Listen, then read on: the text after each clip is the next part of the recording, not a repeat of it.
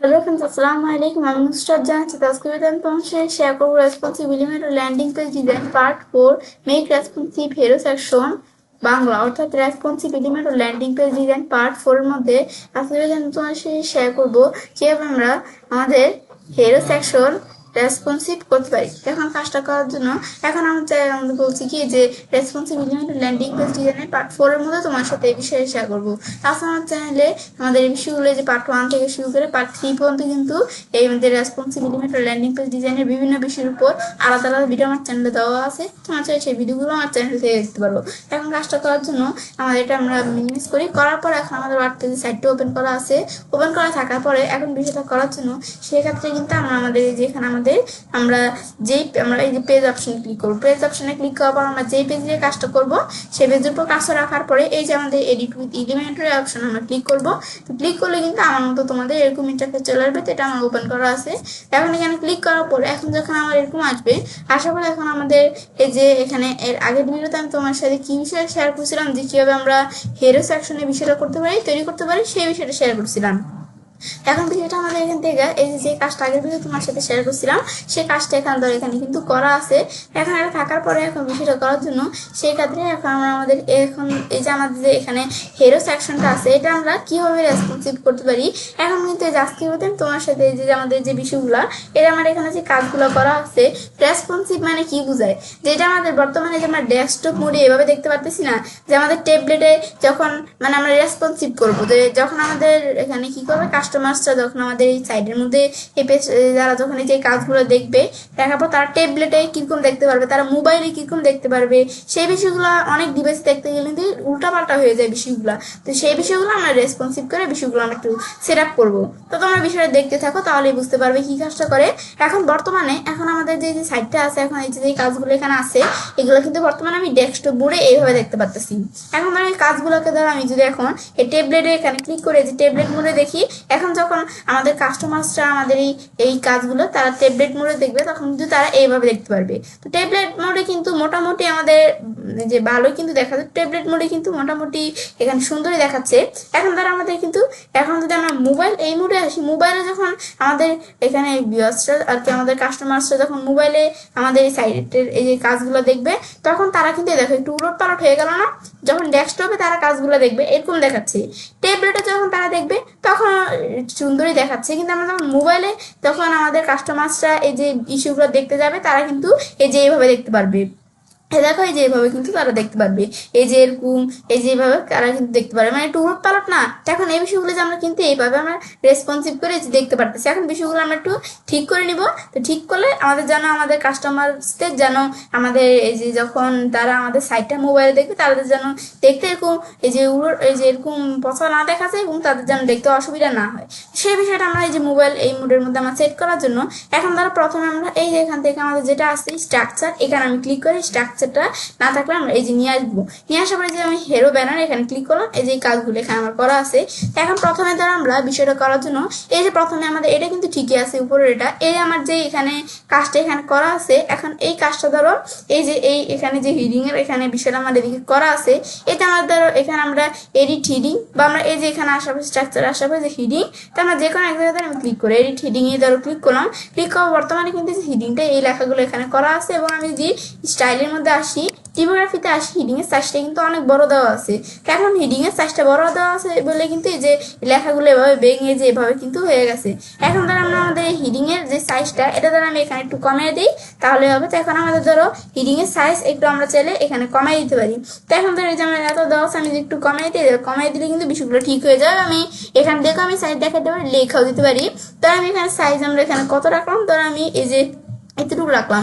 এতটুকু রাখলে কিন্তু আমাদের মোটামুটি এটা ভালো দেখাচ্ছে। এখন তো এতটুকু আমি রাখলাম। তারপর দেখো যে এটা আমাদের কিন্তু লাইন হাইটটাই দেখো কত বড় দেখাচ্ছে, কিন্তু এরা এগুলো একটু এলোমেলো দেখাচ্ছে না, এগুলো আমরা ঠিক করবো। তাহলে দেখো লাইন হাইট গুলো কত, আমাদের লাইনের দূরত্ব কত বেশি। এখন ধরো এই লাইনের হাইটটা আমি কমাবো। তো এই লাইন হাইটে আসার পর ধরো আমি লাইনের হাইটটা এখান থেকে আমি সেট করতে পারি, বা আমি এখানে লিখে দিলাম 1.2 দিলাম। দিলে কিন্তু আমাদের এই যেভাবে 2 চলে এই যেভাবে থাকলো। ব্যাস, তারপর এগুলো আমাদের ঠিকই থাকবে। এই লেখাটা আমি তাহলে সেট করলাম।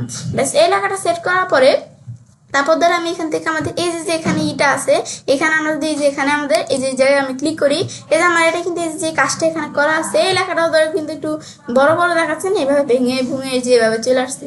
এখন ধর এটা আমি স্টাইলে আসাবো, এটা আমাদের সেট করতে হয়। এটা ধর আমি এই যে সাইজটা কিন্তু অনেক বড়, ধর আমি এই যে এখানে টিপোগ্রাফিতে আসার পর এটা সাইজটা ধর একটু আমরা ছোট করে দিই।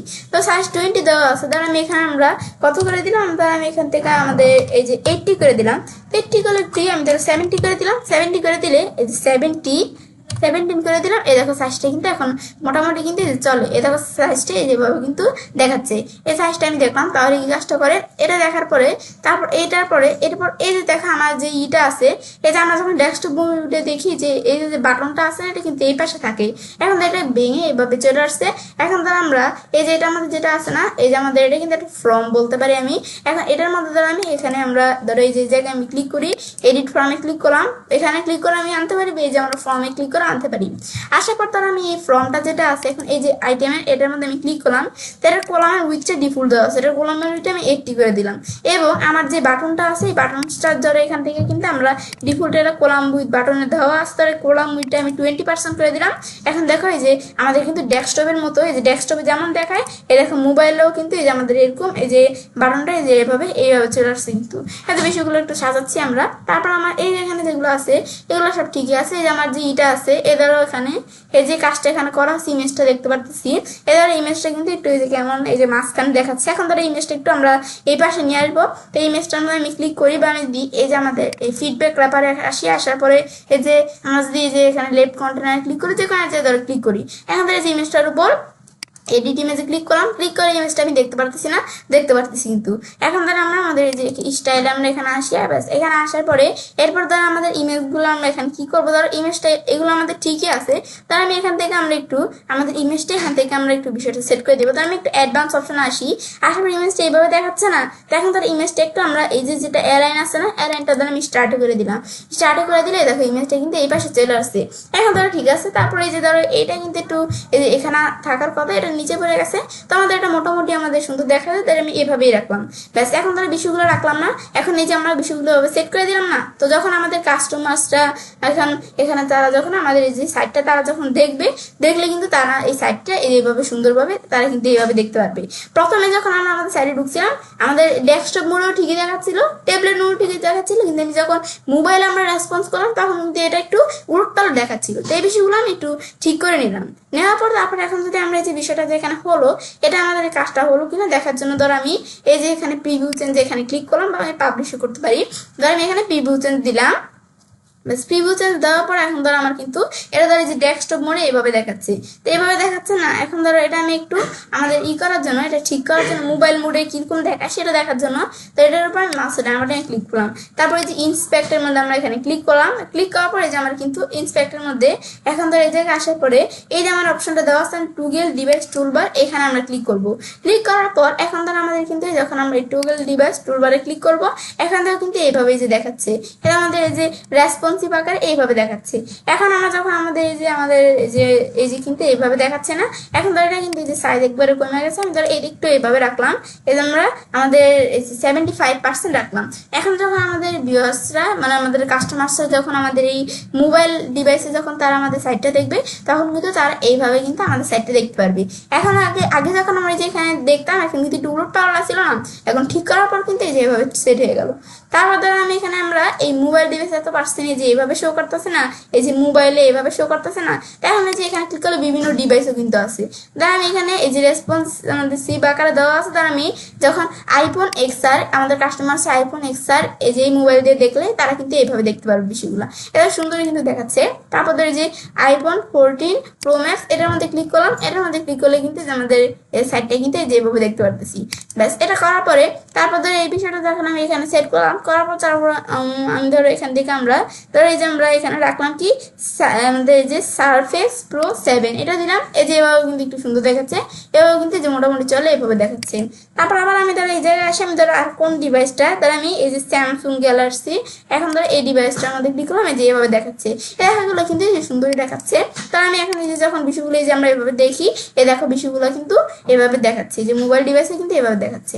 এটাই হচ্ছে মূলত আমরা এভাবে এই যে আমার যে এই যে আমাদের কি করলাম যে আমার এখান থেকে যে আমাদের হেরো সেকশনের বিষয়টা এভাবে আমি চাইলে রেসপন্সিভের কাজটা করতে পারি। এখন এটা এমন আছে না, এখন তো আবার এটা আমি আগের মতো নিয়ে আসবো।